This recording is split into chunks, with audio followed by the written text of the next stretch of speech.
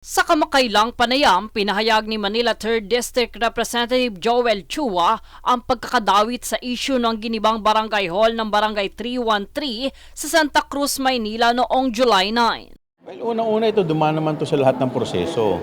So, tayo naman, pinararating lamang natin sa mga tamang ahensya ng gobyerno, yung mga request sa atin ng ating mga constituents. Dito giniit ni Chua na itinayo ito para sa kapakanan ng mga residente lalo na ng mga senior citizen.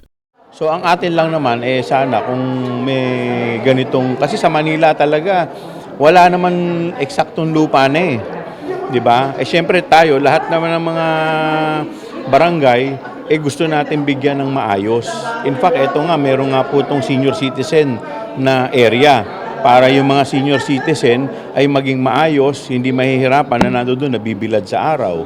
Aniya, ito ay isang pansamantalang istruktura na dating container van lamang na nilagyan ng pasilidad upang matugunan ang pangangailangan ng komunidad. Nasa tapat po ito ng eskwelahan. Hindi po ba napakaganda nun na may isang barangay hall sa tapat ng eskwelahan? Sa ganun, yung seguridad ng mga estudyante ay napoprotektahan at alam nila kung saan sila tatakbo in case na magkaroon ng problema. Dito binigyan din ng kongresista na hindi lahat ng barangay sa Maynila ay may maayos o permanenteng lupang pagtatayuan ng mga pasilidad. Kaya't naging kasanayan na umano sa lungsod na magpatayo ng mga pasilidad sa mga lugar na available kahit limitado ang espasyo. Dagdag pa ng kongresista, ang layunin ng barangay hall ay hindi para sa personal na interes ng sinuman, kundi para sa taong bayan.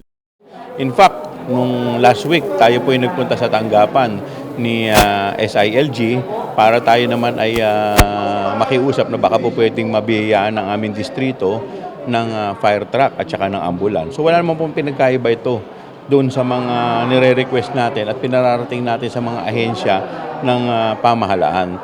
Aniya, inilaan daw ito bilang sentro ng serbisyo para sa mga nakakatanda, kababaihan at iba pang residente ng barangay. Nilinaw din niya na wala siyang itinatagong intensyon sa pagpapatayo nito at bukas siyang ipaliwanag ito sa publiko. Bagamat tumangging magbigay ng pahayag ukol sa pambabatiko sa nasabing proyekto, pinabatid niyang sana'y maunawaan ng publiko ang sitwasyon sa lungsod pagdating sa limitasyon ng lupaing pampubliko. Ang barangay hall ay para sa tao. 'Di ba? Binibigyan natin ng maayos. Parang city hall 'yan eh. Pwede bang ang isang probinsya, ang isang lungsod wala man lamang tanggapan? Sa huli, nananawagan siya ng pagkakaisa at pag-unawa mula sa mga mamamayan habang inaayos ang mga serbisyo sa barangay. Jade Buhoy, nag-uulat para sa Golden Nation Network.